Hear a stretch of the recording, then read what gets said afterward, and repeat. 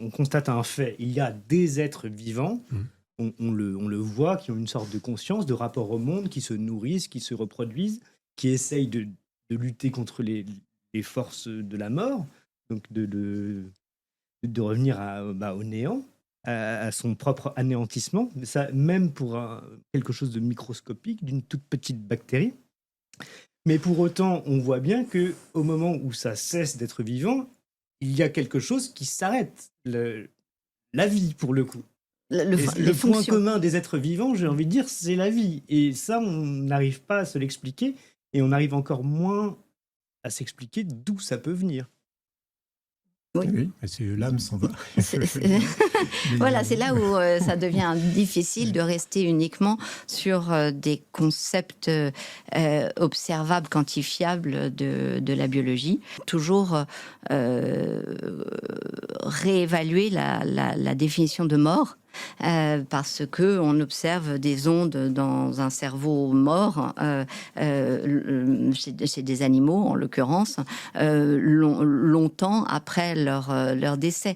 Donc en fait on voit bien qu'il y a toute une dimension qu'on actuellement je dirais que la science n'est pas encore dotée des outils et de suffisamment d'observation pour finalement donner corps, si je puis me permettre, à l'âme, à cette notion d'âme qui n'est pas un mot scientifique, mais qui peut peut-être être appréhendé par justement ces ondes qu'on peut Oui, mesurer. encore que là, on revient à nos Grecs, enfin à nos anciens.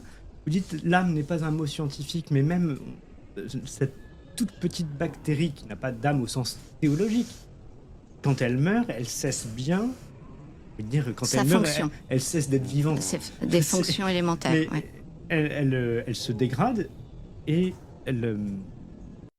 justement, elle perd son âme, elle perd cette conscience du monde, ce rapport qu'elle a au monde, etc. Donc il y a Cette bien, conscience, vous l'avez dit. oui, Ouais, cette conscience, ouais. cette âme, quoi. Enfin, Ouais. donc même la petite bactérie, la Alors, toute vous petite dites qu'elle cellule, perd sa conscience, mais en fait, comme vous ne la mesurez pas, vous ne savez pas si elle a perdu sa conscience. En fait, c'est ça l'aspect, c'est que, bien voilà, j'ai eu la grande douleur de perdre mon papa récemment. Je l'ai veillé, et j'ai vraiment eu beaucoup de chance de cela, pas de le perdre. Et en fait, on ressent bien quand on veille un défunt que ça s'est pas arrêté là simplement parce que le cœur